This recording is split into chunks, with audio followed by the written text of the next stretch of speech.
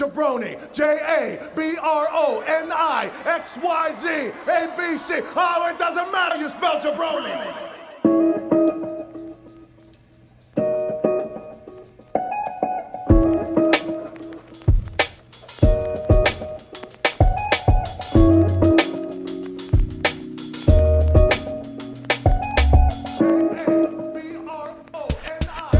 What's up, everybody? Welcome to a new episode of Two Jabronis with a Wrestling Podcast. BJ Cruz here with my tag team partner, the new biggest fan of the Shield, the incomparable Jeremy Loss. Jay, what is up, my dude?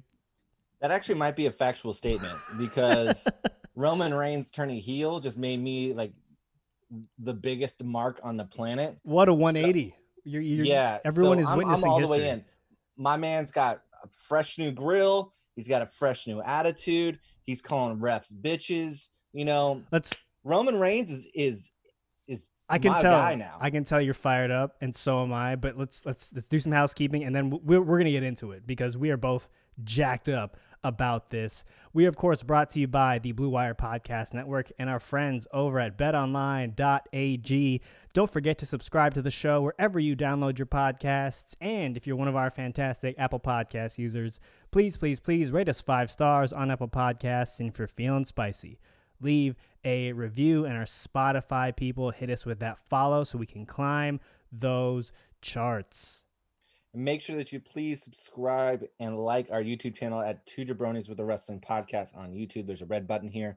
Hit that, please. Do us a favor. Make sure that you also follow us on social. You can follow us at Two Jabronis Pod on Twitter and on Instagram and in the BR app. You can follow me on Twitter at Jeremy A. Loss, and you can follow Ben at Cruise Control. That's control with a K. And if you're watching on YouTube, you probably have noticed that I'm still stuck in Thunderdome prison because I'm in the darkest room possible. So I apologize. But I'm serving 5 Jeremy, years in Thunderdome prison. You haven't left. Right now, so. You haven't left the Thunderdome since you got in. I can't leave. They've just left me there, taking instructions from the producers. So as you should. Why would you ever leave the Thunderdome? All right, that's enough of that because it is now time to stick to wrestling. And for this week's Stick to Wrestling, it is the event that everyone has been clamoring for. Roman Reigns is now not only the biggest star in wrestling yet again, the biggest heel in professional wrestling. Roman Reigns did it. I would not go that far. Let's talk about it. This is. Wait. Let's start with the positives. We are jacked up about this. It finally happened. We can. There's been some negative reaction to this, and we'll talk about that. And you can respond to my take about that. But let's start with the positives because this heel turn, I remember right after SummerSlam, we, us and all of wrestling Twitter were like, is this heel Roman? He kind of has heel antics, heel tactics. Weren't sure. Might have just been, I'm the badass. This is my yard. All those catchphrases that he's spit out over the years. And then at Payback, it started on SmackDown. It's SmackDown. Started on SmackDown with a fantastic Paul Heyman aligning himself with Roman Reigns reveal, coupled with Roman doing some chicken shit heel stuff that was absolutely phenomenal. Your first reactions to Roman Reigns, the heel. What do you got? It was like, okay, I don't smoke, but like immediately after I saw it, all I wanted to do was take a drag of a cigarette and just lean back and go, that's the good shit. Like, I just loved everything about it. You were satisfied. You were satisfied by it. Yes, I was. Non-sexually, I was satisfied. Well, it's hard to say. It was borderline. Look. When he's in his dressing room, giving whoever that guy is, I keep forgetting his name, but Pierce? He's always on. What's his first name? Something Pierce. I always forget his name. Ryan Pierce? Something like that. Ryan Pierce? I don't know. Anyways, he's giving him the business, and then he drops a spoiler line, and I think that's when everybody was like, "Oh shit!" Like that's when the light bulb went off for a lot of people when he dropped that spoiler line, because that's when they panned out to see Heyman. And he looked over. At someone. Yeah. Oh, and fantastic work. We were all kind of like, if they were going to turn him heel, I think a lot of us were like, just give him Heyman. Like, have Heyman be his mouthpiece. Yeah. And like, just let's go. And they really did it. I can't believe they fucking did it. I really cannot believe they did it, because Roman to me was in the Cena category where like he is so vital to the bottom line of the company and so instrumental in Make-A-Wish and just and being a positive role model for young kids, that for him to turn heel just seemed unfathomable, and they did it. And then a Payback, when he didn't show up for the match, and then he came at the very end with a chair, signed the contract on the stage, signed the contract through the pen, call for kiss. Paul to get the ref, ah. and then when the ref started, he said, "Count it, bitch," and I was like, "That's," I kid you not. He said, "Count it, bitch." I jumped up from my couch. I said, "Motherfucking yeah!" I was so pumped. I got your text message. It was damn near all in caps. Because this is what I wanted. I wanted to see a different side of Roman Reigns, and by God, they've given it to me, and it is perfect. This is the best way for them to get some heat behind SmackDown and get some eyeballs. And now you have Roman as your heel champion. Let's see what he can do here. Can he be the second coming of The Rock or the second coming of the Stone Cold?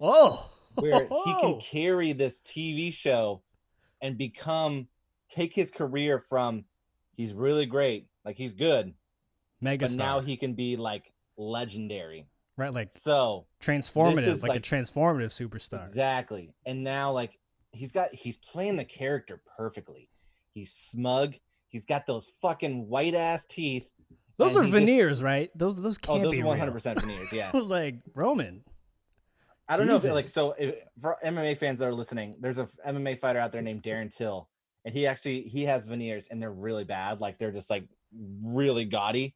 And he talks about like how he got them, and every single one of his teeth within his mouth are veneers. And I think that's what Roman has right now. But I think the immediate feud you do is The Fiend, because I think that's the go-to.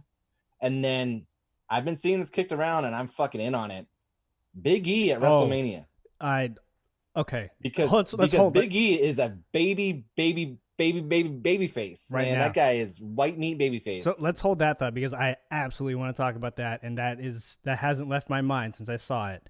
That fantasy booking. Let's rewind a little bit. So Paul Heyman is revealed as Roman Reigns' associate, I guess you can put it. He hasn't really said he's his advocate like he is with Brock. But was there any part of you when you were like, oh, is Roman going to turn heel? Was there any part of you that thought, oh, they're definitely going to pair him with Heyman? Because we thought that maybe like a year or two ago, right? When Roman was feuding with Brock, and we were like, oh, is this where we get the double turn and Roman turns heel and Heyman turns on Brock? Like we floated that out there. It obviously didn't happen. Was there any part of you that considered that Heyman would align himself with Roman now? Because I know no, I was at a no. Yeah. For one, Heyman's got so much heat backstage, especially on SmackDown, considering AJ Styles is there. Huge that there was no way in hell they bring him back on TV. Yeah. None. And for them to pull the trigger there, it makes the backstage a little interesting.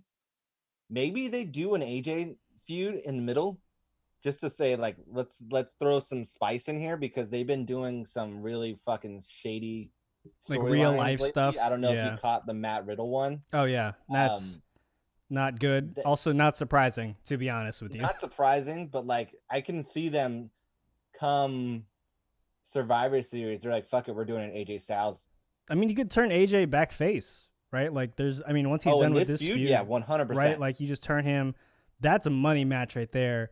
Obviously, that depends on his willingness to work with Heyman after he has been so adamant and open about his hatred for him, I guess. I mean, I don't want to put words in another person's mouth, but it seems he doesn't seem to be very happy with Heyman. I guess I'll scale back and say that. So I'm pretty sure he wants to punch him in the face.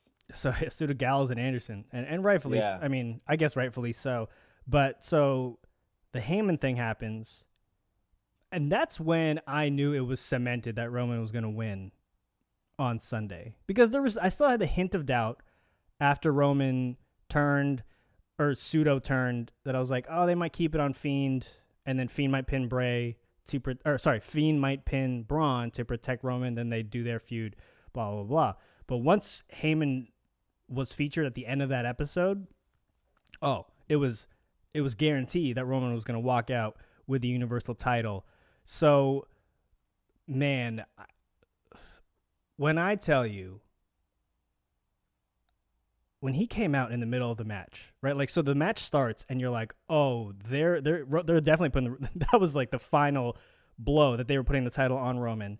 And when he comes out with a chair, it was such a phenomenal heel turn. And I can't fathom people who don't like this heel turn, because this is what everyone has been clamoring for, right? Like me to a certain extent, and all of wrestling Twitter, all of the wrestling internet has been like, turn Roman Reigns heel. We're sick of this. This is my yard. White meat babyface Roman Reigns, right? And they get it.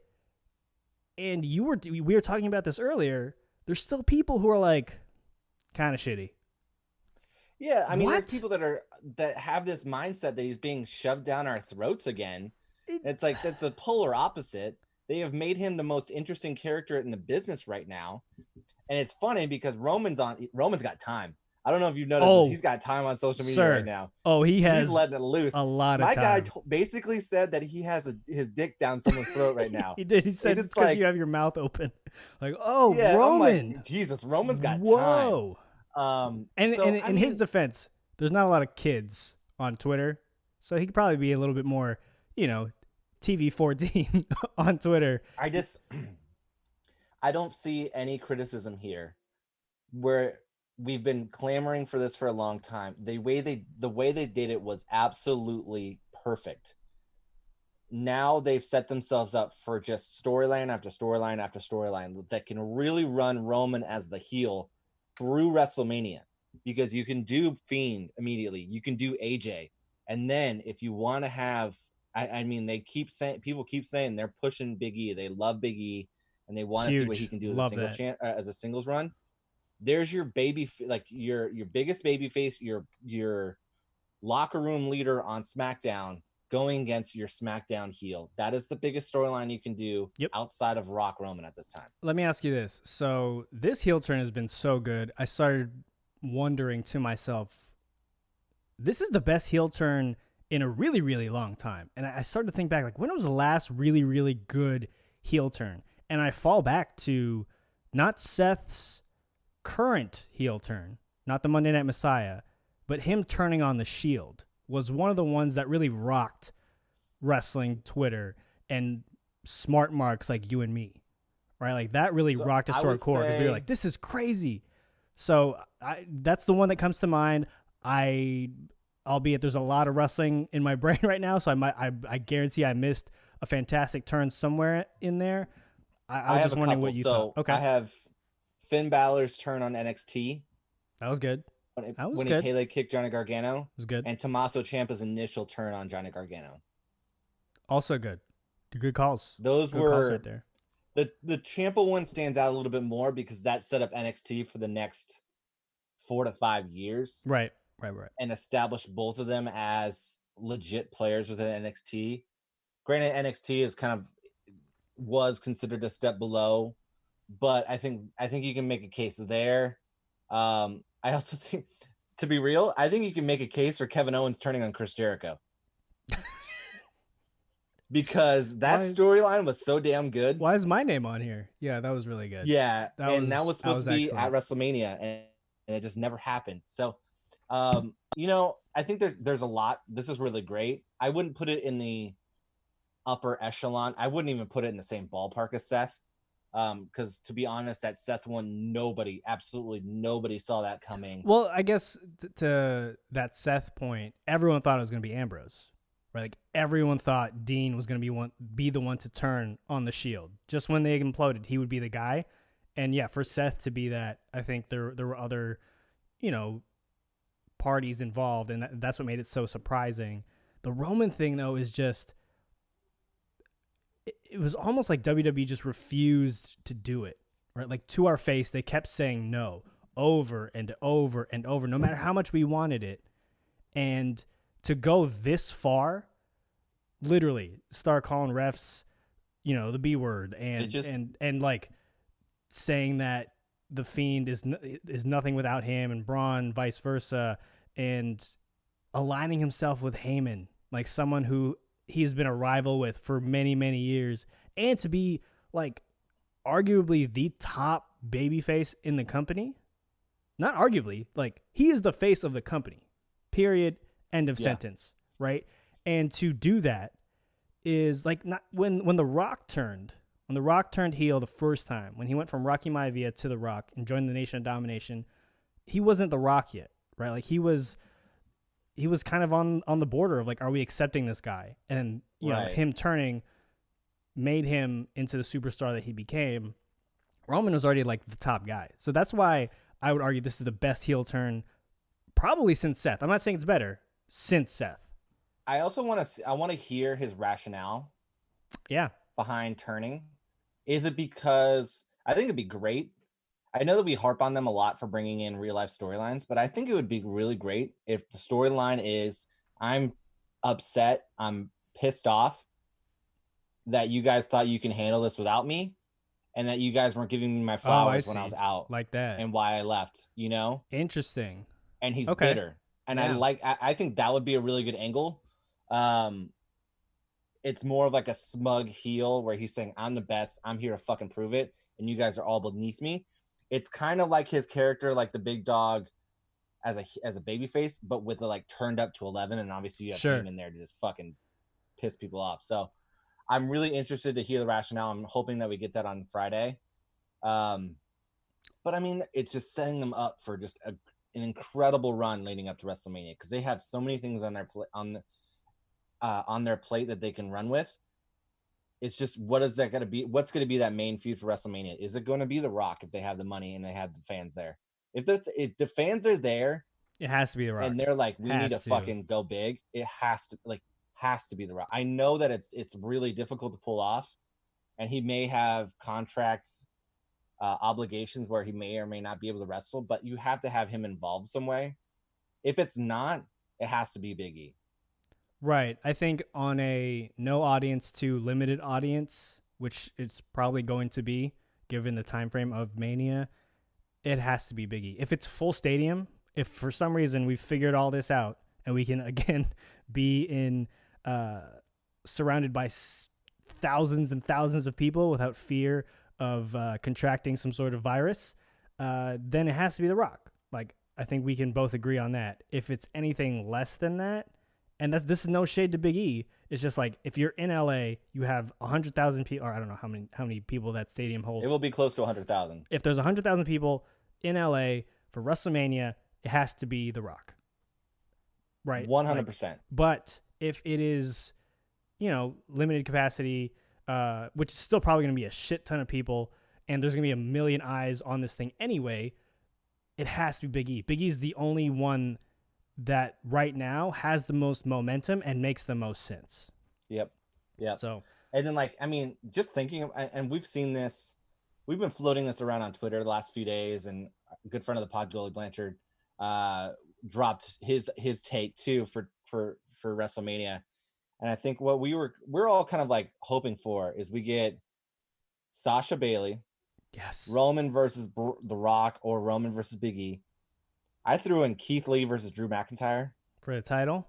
Yeah. Or Drew versus Cole, or Brock versus Keith Lee. Oh my god! Now the Brock one is interesting because news came out today that he is a free agent. Free agent. I'm putting it in quotes right now. He's not going anywhere. He's not going. He's not going to go anywhere. But I think so. This is just me talking as an MMA fan. I think the only realistic option for him outside of signing back with the WWE is to back up the Brinks truck and sign with Bellator MMA, who's owned by Viacom, and do the Fedor fight. That's it. Because that's the fight that everybody's wanted to see for a decade now. It's a wonky ass fight now because they're both way past their prime. But if you're Bellator, you have all the endless amount of cash that Viacom has. You give him $20-30 million, say, hey, here's $30 million. We're going to put you in the cage with Fedor, and we're going to do it at Madison Square Garden. Boom, there it is. That's easy money for him. Yeah. I mean, I'm not shedding any tears about Brock being a free agent because, first of all, again, he's not going anywhere. I'm not gonna miss him as a part of WWE programming. Again, he hasn't even been there since Mania anyway, so it's like, well, I don't know why we're even worried about this. We have heel Roman. Who needs Brock when you have heel and Roman? Sami Zayn is back. And Sami Zayn is back. Like, this is Sami Zayn pulling the CM Punk move. Do you see that? yeah, it's really good. I mean, he's good. I mean, he's so good. I mean, we talked a lot of shit about the WWE throughout the pandemic, but now that the Thunderdome is here and they've got some talent back, they have some real fucking momentum. Oh yeah, And it is great to see. And the feel is just back. You know what I'm saying? The feels of the show, big arena. It's in the same arena every week, but there's fans sort of on, the camera side that you can see. They're pumping in crowd noise, as artificial as it may be. It's at least like 75% of what it used to be. Maybe that's a little too generous. I would say like 60%. Sure. But man, it is headed in the right direction. You have, I mean, the Seth Rey Mysterio storyline has been phenomenal. Good. The match that they had at Payback was great. They broke up the Iconics tonight, which in a weird way. Didn't. I mean, I'm hoping that means a Peyton Royce singles run is coming because she deserves it. Oh, you love you some Peyton Royce. I love Peyton Royce. She's awesome. I mean, we could potentially see the Riot Squad win the tag titles. We have Bayley, into that. Sasha still fucking going crazy. I think the only thing that's not vibing with me right now is Nia Jax. Well, yeah, I'm not vibing with Nia Jax right now. It was a strange title celebration. I'll just put it that way. And shout out to her and Shayna for this is Shayna's first gold. That finish was dope. Oh, the double tap. Well, Sasha on Twitter said she didn't tap, so just adding more fuel to the fire of this Sasha Bayley feud, which is fantastic. I'm starting to get nervous that this thing is gonna go quick, and like after all this time of slowly building to it, they're just gonna implode, pour gasoline on the fire and just let that thing go, as opposed to let Sasha just kind of hang out for a little bit, let Bayley keep that title, and then you turn it closer to Mania so that we can get that as a 1A main event, because it's so good. It's good enough to put it there. No, I'm with you. I'm with you on that. All right, so let's close the show on this because we alluded to it earlier. What or who is a better heel act than Roman right now in all of professional wrestling? MJF. Okay, make the case. His character is more drawn out and more consistent. I hate him more than anybody in the world of wrestling, and it's not because I hate him personally. It's because he's an asshole. He's a jackass. He makes you want to punch him in the face. I'm not there yet with Roman. I'm jacked up. You're still you're still in the honeymoon period of his turn. I would throw if I was at an event and I saw an MJF came out and started talking shit, I'd throw my beer. I would throw something at him. Which has been done to him. It has, and that's a sign of a legendary heel. He gets heat just doing anything. Granted, sometimes it's borderline over the top when he's telling people in wheelchair to stand up, but yeah, terrible. I think the stuff that he does on television, in the ring, everything that he does heel wise is unmatched. Okay, I'm with that. But I think inside the WWE, I'm really liking Seth's heel work right now. Seth's heel work. I'm loving Seth's heel work, which is, by the way, that's headed towards a him and Murphy feud, which is going to be phenomenal because those two guys can friggin' go. But let me ask you this to wrap up on this Roman MJF point.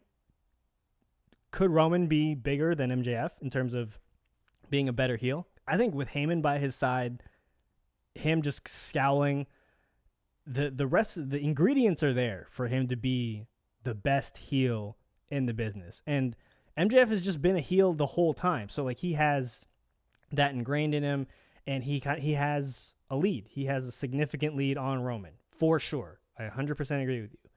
I think the ceiling for Roman to be an incredible heel is really, really, really high. Especially with Heyman, with Heyman next to him. The only thing I'm worried about with the heel, with Roman as a heel with Heyman, is that it turns into Brock Lesnar and Jace. Yeah, but I mean, I had the same concern for like a hot second, but Roman can actually talk when he needs to. You know what I mean? Brock He can. I just hope that they allow him to do it. Right, Brock Like, just even if it's refuses like- to do it. Brock is he's so goddamn lazy. Like he'll do what he needs to do in the ring. He'll sell. He'll do his 3 moves, and he'll look with a lack of facial expressions like at the camera. But Roman is just he has more tools in the wrestling toolbox than Brock. I agree, but I'm worried that they're gonna limit him to try to have Heyman do the heavy lifting. And I think you can have Heyman come in and add elements and let Roman got the most heat after he beat Taker, and all he said was, "It's my yard now." It's my yard now. And that was the most heat he's ever gotten. If he does something similar to that, where it's like less is more, while like not having Heyman overbear him, I think he can go a long way. Sure. All right. Well, look, the point is, Look, I'm into it. I'm into it. I'm so into it. You were with your lovely wife on her birthday during Payback, and I felt bad texting you, but it just felt like a moment. You know what I'm saying? And I was like, I turned to my wife and I was like, should I interrupt him? Should I tell him this is crazy? And she's like, don't do it. I did it anyway, so I apologize. It's but, okay. I showed her the text message. She's like, that makes sense. Yeah, it was wild. So that being said, we finally have heel Roman. To Jabronis fans, and we are going to enjoy every second of that. I've put in word with the wife that I'm going to buy Roman's his new shirt, but the sleeveless hoodie version, because I want to look like a complete asshole with a heel version of that. And I need to get one. It's so good. It's so good. We're gonna wrap up the show because we just wanted to focus this episode on heel Roman. We have a lot of stuff coming up. Like tomorrow we have, or today, if you're listening to this on Tuesday, we had the 4-man Iron Man match for NXT. We're going to cover that in extensively. Shit, we might do a minute by minute breakdown next show. Who knows? Yeah. But I mean, we're going to cover that. We're going to cover AEW. We got some stuff on Raw that we need to go over. Some other things. Preview SmackDown.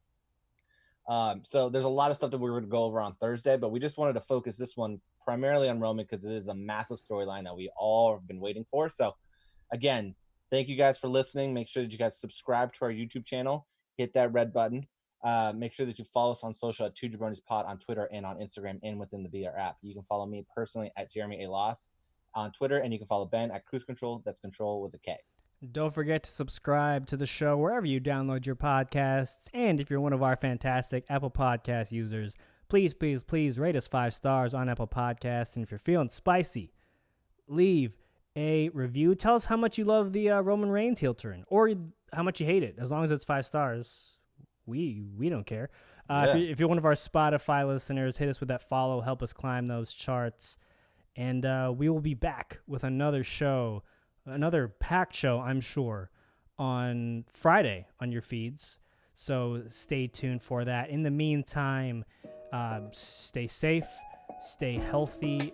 If you can, stay home. If you can't, wear a mask. And again, always and forever, Black Lives Matter. All right, everyone. We'll talk to you soon. Rest in peace, Chadwick Boseman. We'll talk to you soon. Peace.